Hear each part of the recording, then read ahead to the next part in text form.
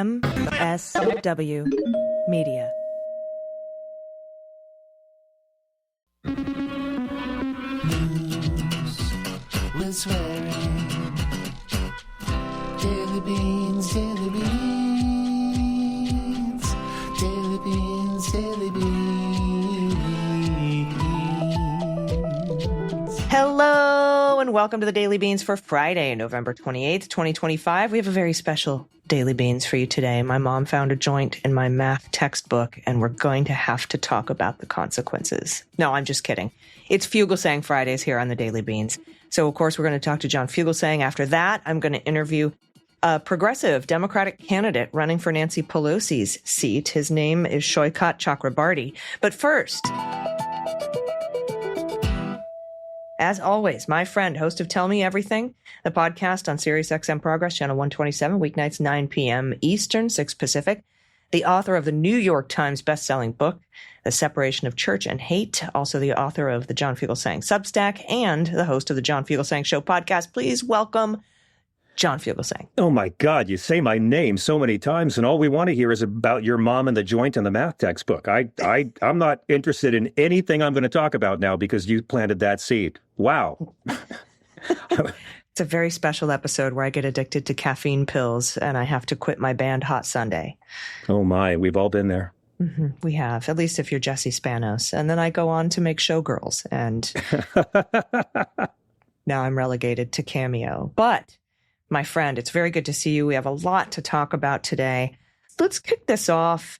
I mean, there's so many places we can start, but I'm really, really interested, first of all, in the idea that perhaps Donald Trump was going to aid and abet Jair Bolsonaro of Brazil when he tampered with his ankle monitor after talking with Donald Trump on the phone, which I thought was pretty interesting. But also we have Stephen Witkoff, the envoy to Ukraine, who was caught, and a recording was released telling the Russians how to work with Donald Trump. Mm-hmm. Where to begin? I mean, this is just after the bailout.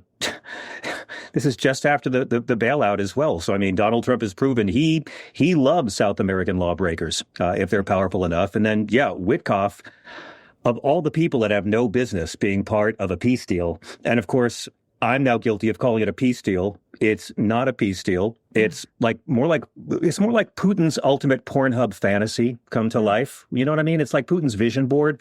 This is a surrender deal. And that's what it's always ever been. And now we know it appears to have been, and Marco Rubio helped us know this, it appears to have been actually written by Putin, edited by Jared Kushner, and proofread by nobody. But again, it was never going to be a peace plan. It was always going to be a surrender deal. And there will not be any deal. This is going to be that Alaska summit all over again. You know this better than I do, Dr. Gill. Vladimir Putin doesn't want peace. Vladimir Putin knows in his bones that Ukraine is part of Russia. He's not going to stop. You think he's going to agree to these terms? Oh, we only get a little bit of Ukraine and they can't join NATO. I mean, the entire thing is a middle finger to our allies. It's literally a violation of yet another treaty, as we've discussed, the Budapest Memorandum signed by America and Britain and Russia 30 years ago. And of course, Trump breaks treaties. He's broken the Paris Agreement, the Iran nuclear deal, the INF treaty, 3 sets of marriage vows. But now they're threatening to cut off weapons if Ukraine doesn't sign the surrender. Everyone keeps talking about, will Zelensky accept this? But Putin won't accept this. This is all a snooze alarm to make us think there's diplomacy going on, when in reality, Putin's not going to stop till he has the country, and Trump's going to do whatever he's told. Yeah, it's the same surrender agreement that Konstantin Kilimnik peddled to one Paul Manafort at the 666 Fifth Avenue building owned by Jared Kushner back in 2016, on August 2nd, 2016, right before the famed August 3rd meeting in Trump Tower with Nader and Zammel. Right. It's one of the many infamous Trump Tower meetings with Russians. But this we should point out, this was a Miami hotel meeting, right? The Faina Hotel, where Jared and Steve Witkoff and Kirill Dmitriev, who's a Putin fixer, literally under U.S. sanctions. Like, you can't make this up. The Trump team is meeting with a sanctioned Kremlin bagman to write American policy for us. Yeah. I'm old enough to remember when conservatives would be outraged by this kind of crap. But this is just like, Trump's just giving this guy a lap dance. If he went any further, he'd be personally repainting the Kremlin in tacky gold. Now, who do you think leaked this audio? Was it one of Exactly. our Five Eyes Yeah. people? I mean, Was it maybe somebody in our own intelligence community whoever it was wanted to make it real awkward for Witkoff to talk to Volodymyr Zelensky. Oh, yes, they did. And this is my favorite thing to talk about with you because you're more informed than most people. But just imagine the amount of people in the military and intelligence communities who are career spooks or officers and disgusted by all this reality TV corruption mishigas. I mean, my God, I can't believe more hasn't been leaked. And I'm of the opinion, as I've shared on your show before, that the oligarchs are done with this guy. The Epstein timing of all this stuff coming out right after he signed the budget and the crypto deal is very sus to me. So, I mean, this is just a long, long process of them trying to get him out. But I mean, in this case, he wants every NATO country to pass laws banning Ukraine from joining. I fault all the media who take this seriously as a peace agreement. This is insane. It's a surrender document, and this is where Democrats have to get better at the language and messaging, because Trump doesn't want peace for our ally. He has always wanted surrender. Yeah. And that meeting between Witkoff and Volodymyr Zelensky, if it goes forward, is going to be almost as awkward as reading the headlines that Trump wants to fire Kash Patel while Trump is in a meeting with Pamela Joe and Kash Patel I know. in the Oval Office. Awkward. I know. So Oh, they're it's like, not awkward. It's look at beautiful. this headline. And she puts out a statement saying, oh, he doesn't want to fire Kash Patel. The reason I know that is because we got the headline as he was meeting with Kash Patel. And Yeah, and I heard that asked too. him. Yeah, and I asked Yeah. him, do you want to fire Kash Patel? He's like, heck no. I think Kash Patel's doing a great job. Yeah, like you're going to tell him right to his face. Well, in that exactly. meeting. And they're not going to do it until after the holidays anyway. But this is why he hires these losers, right? Hegseth and this guy, because he doesn't want qualified personnel. He wants these little puppets that he can cut loose as soon as they have no more value for him. The best thing about Kash Patel is he's going to get himself fired by embarrassing the Bureau, by having all these private jets for his country star girlfriend. And the best part about this is as soon as he is fired, you know the girl's going to dump him, right? Like, you know he's going to get broken up by this chick right away when she can't get a private taxpayer-funded jet to her crappy country shows. Like, this is who he hired, man. It's going to get much worse. You've got the Fox News weekend prompter monkey, Pete Hegseth, saying he's going after Mark Kelly. I mean, I don't understand how career military can't stop laughing. Yeah. And I mean, when you get hired in the Trump administration, I have to assume that the Presidential Personnel Office, the OPP, I'm down with OPP. Yeah, me too. You know me. I know you, hands you a badge that just says Fall Guy on it. I mean, that's what you're set up to be. And we also saw that with the Department of Justice filing in the Boasberg criminal contempt turn the planes around order issue. Kristi right. Noem did it. So now she's the new Fall Guy for the criminal contempt for That's it. the Alien Enemies Act, That's Boasberg it. criminal contempt situation. You think Donald Trump hired Kristi Noem because he respects or cares about her? No, you're exactly they all have right. to learn the hard way, man. Did These are the Scaramucci Muppets. teach you nothing? Now, did Three Wives teach you nothing? This guy will do anything because he uses people. The one part that's kind of weird and sus is Marco Rubio. These men do hate each other very deeply, but Marco Rubio has one conviction in his life, and that is that he's supposed to be president. And the thought of a Rubio-Vance ticket, like just the vaginal dryness tour 2028, I mean, to me, it's brilliant. But, you know, Rubio deserves to be in the hot seat for this because he tried to explain this whole peace deal written by the guy who started the war. And first he told senators it came from a Russian representative. And then on social media, right, he says, oh, no, actually, it came from the U.S. And then he said, well, it's based on Russia's input and Ukraine's. So I'm like, Marco, which one is it? You can't say it's American and then turn around and say it's a group project with Putin and Zelensky. This is not model UN. Rubio is making it up as he goes along. And this is the same Rubio who, of course, persecuted Kilmar Garcia by lying that he had been anti-Semitic. I mean, the stuff that will never be held against this guy. Trump is going to take all the heat. That he had a deportation order. It doesn't look like he has yeah. that. And lying Exactly. that Costa Rica's doors weren't still open when Costa Rica came out on Friday night last Friday and said, our doors have always been open. You're full of it. And this is why I keep saying on your show, the Democrats who promise accountability in the House in January of 2027 are going to clean up in the fundraising. They're going to clean up in the primaries. We're going to have a Democratic House that looks very different in 2 years or in a little over 1 year. than what we have right now. I mean, the Kristi Noems and the Hegseths and all these morons, they don't realize something that your audience does realize. The immunity ruling doesn't apply to Donald Trump's henchmen and underlings. They've been promised pardons. Right, but not at the state level. No, not. And, we can look at what happened today with them trying to, kill another case against Trump for his crimes that are on tape in Georgia. But the reality is Jack Smith still has all of his evidence. Donald Trump was never going to go to jail for anything. He will not be exonerated by history. He was not exonerated today. Well, Jack Smith brought up the fact several times in the motions to dismiss the case after Trump won that they should be dismissed without prejudice and that there isn't a chance, even though it hasn't been litigated, that the statute of limitations can be told while he is a sitting president. So Yes. He wouldn't say that unless he was thinking ahead to 2028, 2029. So that's why I think that Jack Smith would make a great attorney general, depending on who we elect in 2028, which right now could be Mark Kelly. He's got a better chance than he did a week ago. This is my whole theory, that Donald Trump and Pete Hegseth hate J.D. Vance so much. They have spent the last week of their miserable lives trying to make Mark Kelly the next president of the United States.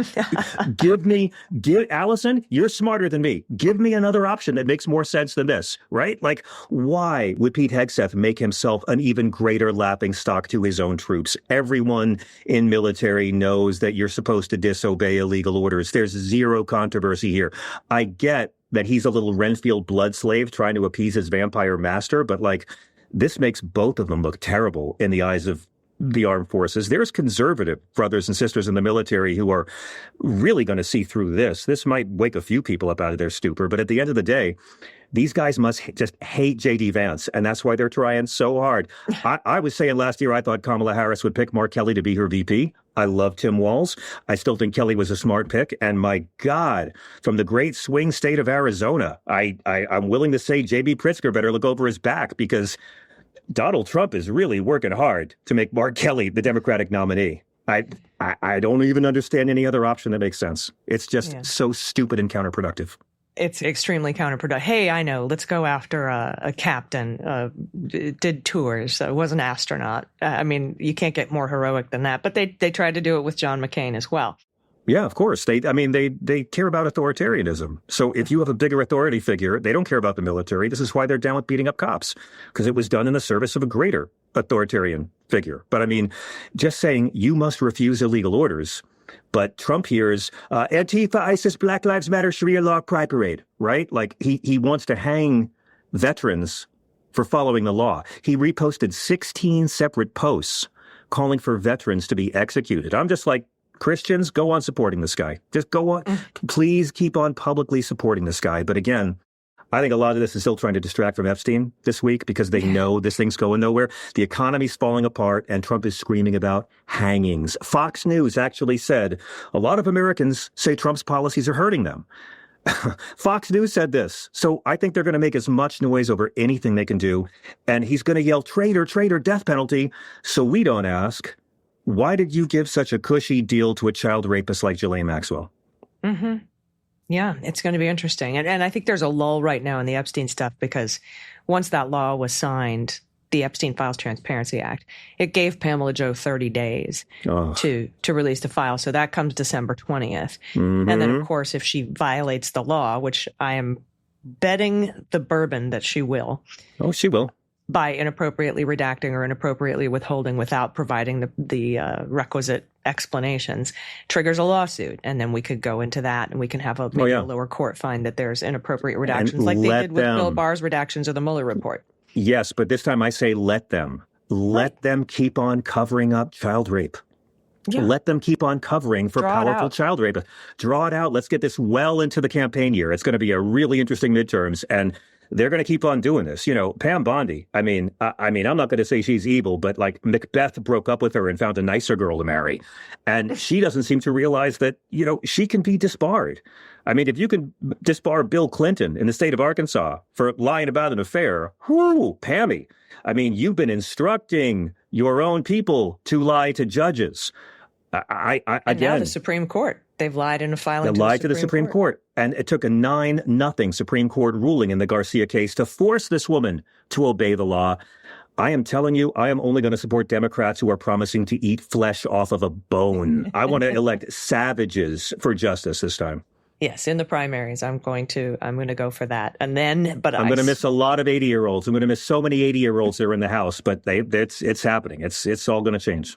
Yeah, and so not only are they going after heroes and veterans and astronauts, they're going after nurses. They're going after nurses. John. Nurses. I mean, the contempt. They just capped student loans for nurses and social workers at $57,000, while all kind of doctors and lawyers still have a cap at $200,000. So this screws the mostly female heroes who saved our country during COVID, right? This is all part of the big bill.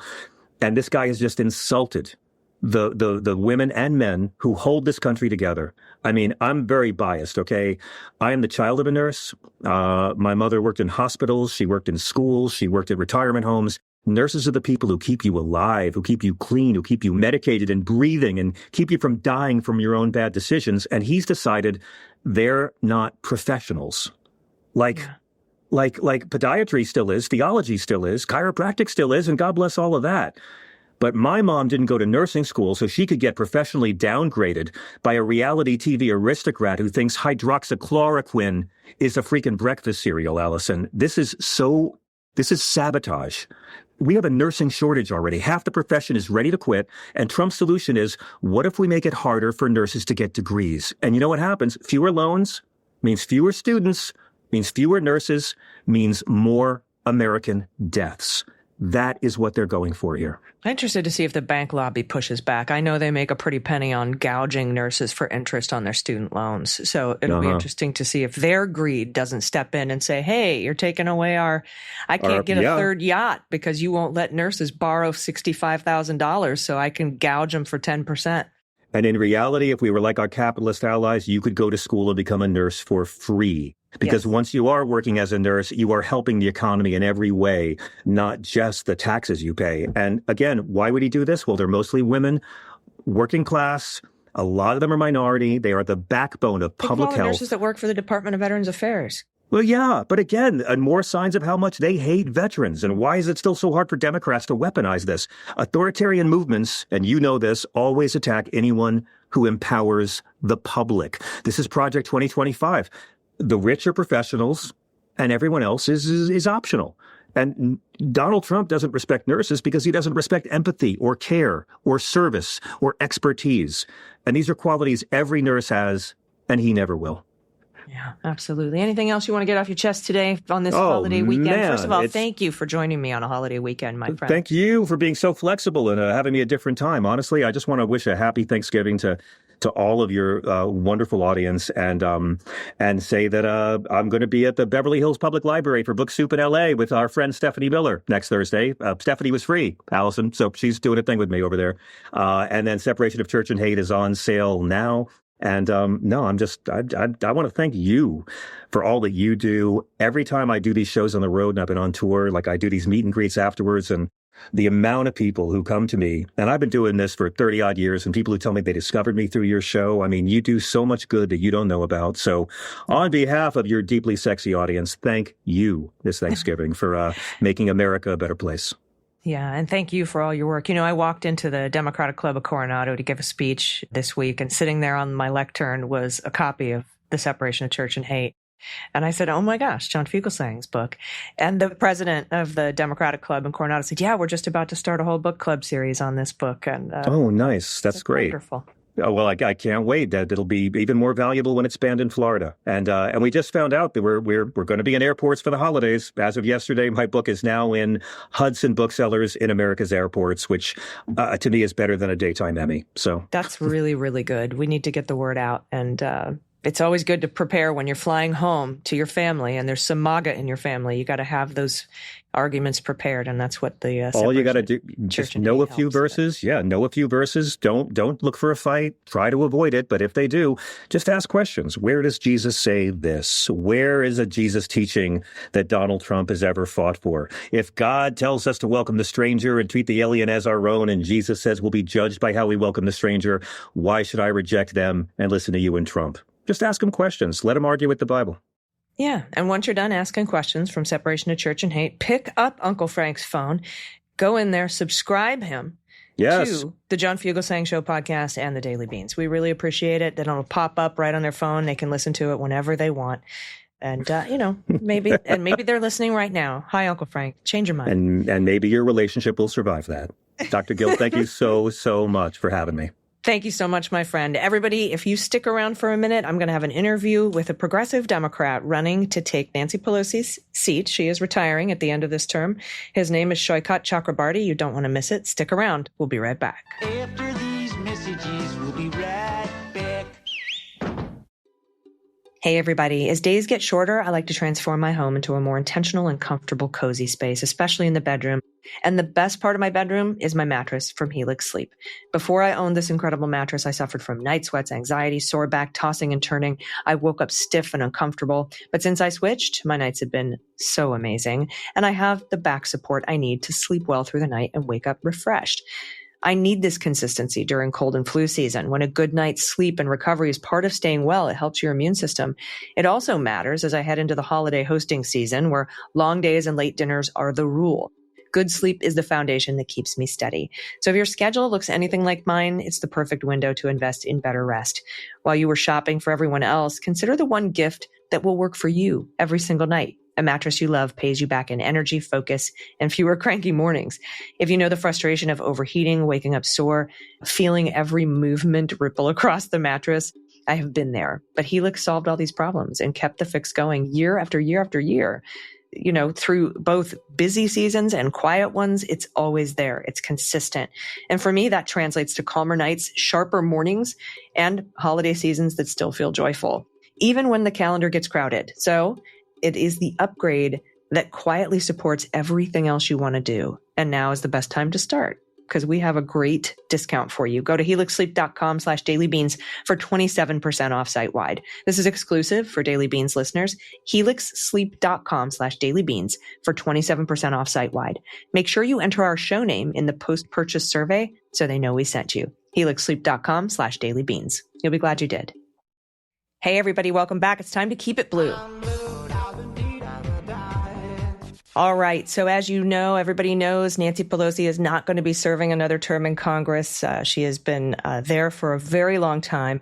And today we're speaking to a candidate who is running to fill that seat. And they're big shoes to fill, but I think we've got a really incredible candidate here. A lot of important stuff to talk about as far as progressive values, progressive platform, what to do with the Epstein ballroom, the Führer bunker that is currently being constructed to replace the East Wing of the White House, plus just all sorts of other things with affordability, universal health care, a lot of local stuff too in San Francisco, saving Muni and BART. So let's talk to the candidate who's running for this seat. Welcome, Saikat Chakrabarti. Hi, how are you?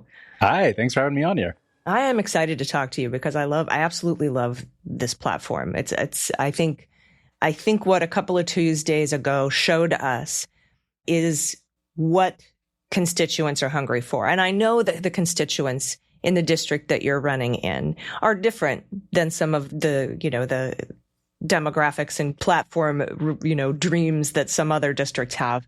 So tell us a little bit about your district and what you're finding out from the voters. Because if we've learned anything, it's important to speak to your constituents to find out what they want instead of wagging fingers at them and telling them what they need.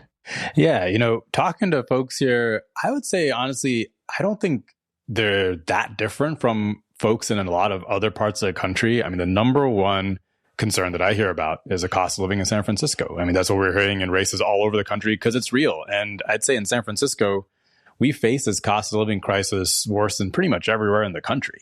And that's why I actually think it's very important for us to have a representative who's really going at the core root issues of this cost of living crisis, talking about solutions that will really fix our healthcare crisis, our affordable housing crisis. But I'd say the other piece that I do hear about that maybe not everybody's hearing in every other district, people here are really worried about the authoritarian takeover that Trump's enacting right now, right? They're really worried about ICE coming into our neighborhoods and kidnapping people off the streets in these unmarked vehicles and ripping families apart. And they want to know how a representative will act differently, take on more of a role than just being a legislator to stop that coup. And then the third big piece that I say does come up a lot, and this I'd say honestly, I think we see it all across the country too, is this political corruption. People are sick and tired of corruption in our politics. And people really do make the connection between this broken economic system we have right now and the political corruption, the role of big money in our politics that's led us to this place. So I'd say those are the big three things that I end up talking about. And I do calls with voters every single day. It's kind of a new thing I'm trying on this campaign. I don't know anyone else who does this, but if anyone goes to my website, you can just sign up for a video call with me if you live in San Francisco. So I do these every weekday. They're like little mini virtual town halls, and they've been so instructive. That's really how I've learned so much about what folks in my district really demanding right now. Yeah, and I think what we've shown throughout this year's special elections, going back to Florida 1 and Florida 6, or Iowa, going back to the Wisconsin Supreme Court race, going back to what we saw on Tuesday, when you have a campaign focused on the things that your constituents care about. And I think you're right. Like nationwide, it seems to be affordability, freedom, and transparency. And, people talk about the Epstein files, stick that under transparency. People talk about not having their neighbors kidnapped and disappeared, file that under freedom. People talk about healthcare, I file that under freedom as well, and affordability. Because it's costing us so much as is childcare, particularly in California, where we do have a little bit of a different view because of the amount of immigrants that we welcome here in our state. And I think we have it's a little different than maybe if you were running in a district in Kansas, even in a blue district in Kansas. It impacts us a little bit differently. So talk a little bit about your time as chief of staff with Alexandria Ocasio-Cortez and how that has informed your strategy for campaigning. Yeah, because I ran her race in 2018, and after she won, I was her chief of staff for a year. And I'd say there's a strategy for campaigning here and a strategy for governing that are both things I learned from that experience. So in the strategy for campaigning, that first election that she won, she had no institutional or establishment support at all, and we had to come up with a way to talk to voters directly. So a lot of my philosophy of how you campaign, especially if you're kind of an outside of the establishment candidate who I am in this race, is you have to find creative ways to get in front of voters directly. Don't go through the political gatekeepers. And so that means things like going door to door and having a very strong field campaign. And that's a big part of our campaign. We've already knocked about 100,000 doors. We've got over 2,000 volunteers signed up. And it's all about to make a field campaign work like that. Energy, you need energy. So, we host rallies. I did a rally about a month ago in the Mission here. We had about 800 people show up, right? And you turn that energy into people on the ground, knocking doors, getting the word out about the campaign. And the other piece about running a campaign like that is you have to be completely transparent. You have to be able to answer every question. You can't dodge on any issues. You can't avoid any questions. And you have to know that you have a message that will win when voters hear about it directly. And that's basically the theory of this whole race is I know that when voters hear about my background working in politics, in federal politics and congressional politics, and when voters hear about what I'm running on, it's all overwhelmingly popular in the district. So our job is just making sure everybody hears about it. And that's where things like my video calls with voters in the district also come into play. That's a way to get in touch with voters directly, right? I'm not going through any gatekeepers. Yeah, that's very important that you don't go through those gatekeepers, right? Yeah. But, when it comes to governing, and this is where I'd say I have a pretty strong difference when it comes to basically most people who run for Congress or run for the seat in terms of how I think you actually get change done, is I actually do think you need to push up and fight up against maybe even the Democratic establishment to get big things done. And so my experience here was working on the Green New Deal. So when AOC first won, I was her chief of staff, and I was really in charge of launching the Green New Deal, writing and launching the Green New Deal. And the way we introduced the Green New Deal, and just for context here, the thing we were trying to do with the Green New Deal wasn't to pass a bill. It was really to try to completely change the conversation around climate change. And it was two big things. Like one was we were saying all the climate plans out there right now, they're just way too small. We have to up the ambition. Even Bernie's plan in 2016, it was like 80% reductions by 2050 through carbon taxes. Not good enough, right? And the other thing we're saying is to tackle climate change, we shouldn't be talking about it as just a thing to tighten our belts and all of us will have to suffer a little bit and give up a little bit. We're saying we actually need to build a new, clean, high wage, high value economy that's the same project as reversing the decades of economic devastation and deindustrialization that we've been seeing all across the Midwest. So it's talking about climate as a huge economic opportunity. And the way we introduced the climate or the Green New Deal was AOC on her first day in DC. She joined the Sunrise Movement in a sit-in Nancy Pelosi's office. Now, she was very respectful about it. She said, Speaker Pelosi, we're doing this to show you that the people have your back if you want to go big on climate. But that took some guts, right? I mean, imagine doing a sit-in in your boss's office on your first day. I can't imagine doing anything going against Nancy Pelosi. I know. I can tell you, it was terrifying. It was terrifying for her. But that one act of political courage, it really changed everything, because the result of that was the media ate it up because they love reporting on fights. And we used that to really pitch this big idea. And, through continued organizing, this inside-outside organizing, where Sunrise, they're showing up to presidential town halls and they're telling everybody running for president, what is your plan? What's your response to the Green New Deal? While on the inside, I'm calling up their staffers on the campaigns. I'm saying, here, push this idea, push that idea, right? We're doing this thing inside and outside. The result of that was everybody running for president responded with their own climate plans, including Joe Biden. He responded with Build Back Better, and that turned into Inflation Reduction Act, and that turned into the largest investment in climate change and clean manufacturing in history. And so that's a big part of my approach is I'm going to have, the strategy at the end of the day, because I don't want it to sound like it's all about just activists coming in and pushing. It has to be this actual strategy to get to this place where we're changing the bounds of what's politically possible. And I think that's really doable. That's all that happened on climate with just one member of Congress taking no corporate money with some courage. I imagine if you had like 10 or 100 people like that in Congress, we could totally get single payer health care. We could get affordable housing all over the country. It's all possible. Yeah, and it's about aiming high. They aimed for single-payer healthcare. They got the ACA, which was an incredible thing. You aim high, sometimes it comes back down. But the higher you aim, the higher the come back down part is, right? If anybody's haggled before. Like I am for universal, not just single-payer healthcare, Medicare for all. I am for direct provided healthcare, government healthcare. Like I am like, make the VA available to everybody. Me too, yeah.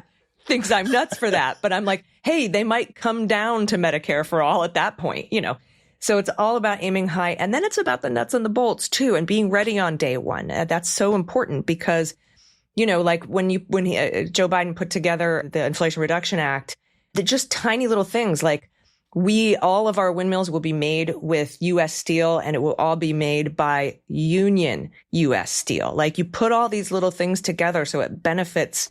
So it's not just a win-win. It's like a win-win-win-win-win. It benefits all sorts of different people, groups, the environment, and everybody gets it. And the rich people, they get a bunch of money out of it. Like everybody wins. And I think that it's important to aim high like that. And that's why I love these progressive ideas. Can I add something to that real quick? Yeah, please do. Because you brought up a really important point, which is something I've been trying to push in the Democratic Party for years, which is this idea of planning for the future, right? Actually having detailed plans. At the think tank I run right now at New Consensus, that's exactly what we've been working on. We've been working on this thing called the Mission for America, which is, it's like a Green New Deal with all the details filled in. It's, I don't really campaign on it because like 1,000-page plan, but it's like a version of a Project 2025. It's what do you do on day one to hit the ground running to actually build that economy? But, one other thing I never talk about with that whole Green New Deal moment, the initial ask we had was for the Democrats to create a committee to come up with a 10-year plan to tackle climate change.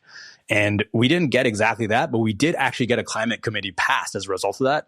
And because of that, the Democrats spent 2 years planning. They actually came up with a very detailed policies. So when the Inflation Reduction Act happened, they had all these policies that they could pull off of because we did some planning up ahead. So I completely agree. It's not enough to just push and to just say we should do stuff. We have to then have a plan ready to execute when you take power. Yeah. Now, I have two other things I want to ask you about when we get the majority back in the House of Representatives. I think it's a foregone conclusion at this point. What are some of the things that you would like to see done to hold this current regime accountable for the crimes it's committing? Like, for example, a lot of folks I talk to who are running want to hold hearings, bring in people like Gregory Bovino and people from DHS and Kristi Noem, unmask these ICE agents and put them in front of a commission style hearing. What maybe impeachment? What are some of the things that I know a lot of people are concerned about, not just moving forward on what we can, these big ideas that we have, but how we can actually hold these people accountable so they stop. Yeah. I think a big part of this is going to be holding folks accountable, not just in 26, because Trump's still going to be president in 26. And I don't know what the status of the Senate's going to be. So we have to pick the battles we can actually win, because I think it's really important to win these battles. Like I don't want to have like a show trial. I actually want to go after the real stuff around corruption, because Trump is committing so much crime right now in terms of the bribes he's taken to give countries favorable treatment and companies favorable treatment. I want to hold that stuff accountable. And at the same time, I want to pass legislation to make corruption illegal. So things like banning congressional stock trading. I've got Republican, future colleagues who claim they want to do this. So sure, let's do a discharge petition, go around leadership, do the same thing Ro Khanna and Tom Massey just did on the Epstein files, but do it for a congressional stock trading ban. It's a thing that 90% of Republicans say they want, right? And that way, I think it makes it not just a partisan fight. It makes it a larger fight against corruption overall. And anyone who's caught up in that, they get caught up in it. That's part of it, right? The law should not turn a blind eye. But I think that's how you also get the people behind you when you're doing a fight like that. I think we have to have a hard reset, especially after 2028, I'd say, of really calling out what just happened and how we can never repeat it again. I think that sort of truth and reconciliation kind of process has to happen. Yeah, I think it would also be great to hold hearings and gather all of the evidence of the crimes of this regime so that on day one in 2029, when we get a new attorney general, the Congress can hand over all the evidence immediately and be like, Absolutely. Here you go, run with it. All right, one last thing before I let you go, because I know we're out of time, but I love your plan for the Fuhrer bunker, for the Epstein ballroom. Tell me your plan. Yeah, so I'm calling for turning this ballroom into a new Smithsonian museum on authoritarianism and corruption. And this is a big part. I kind of talked about how we're going to have this hard reset in 2029 where we really call out what just happened for what it is. The crazy levels of corruption, the, blanket throwing out of democratic norms. We're going to have to, end that and then actually have a museum that explains how it happened, including the private sector actors who led us there, calling out companies like Microsoft and Amazon and Apple who are all donating to this guy enabling this kind of authoritarianism, because that needs to be memorialized so we do not repeat this history again. I agree with you, my friend. Thank you so much. Can you tell everyone where they can find, follow, and support your campaign? Yeah, well, you can find me on social media anywhere. I'm Saikat for Congress pretty much on all the platforms, but you can also go to my website. It's saikat.us, SAIKAT.us. We've got the largest grassroots volunteer operation going on in San Francisco history right now. And we've got, I mentioned, over 2,000 people who are knocking on doors. We've got phone banks going on. So I would love if anybody here in this would be interested in volunteering. If I can get your time, it really makes all the difference. But if you don't have time, throw a few bucks our way. You can also donate at the website. But thanks so much. Yeah, it's been great talking to you. And I want to tell everybody to thank you very much for listening on this wonderful Thanksgiving weekend or this holiday weekend, depending on how you celebrate. I hope you got to spend time with food and friends and family. And I know I'll be with my chosen family. But thank you so much for joining me today, Saikat Chakrabarti. I appreciate your time. Yeah, thanks for having me on. Thank you. Thank you. And everybody, thank you for listening to the Daily Beans today. We'll be back in your ears on Monday. Until then, please take care of yourselves, take care of each other, take care of the planet, take care of your mental health, and take care of your family. I've been AG, and them's the beans. The Daily Beans is written and executive produced by Allison Gill with additional research and reporting by Dana Goldberg. Sound design and editing is by Desiree McFarlane, with art and web design by Joel Reeder with Moxie Design Studios. Music for the Daily Beans is written and performed by They Might Be Giants, and the show is a proud member of the MSW Media Network, a collection of creator-owned podcasts dedicated to news, politics, and justice. For more information, please visit mswmedia.com. MSW Media.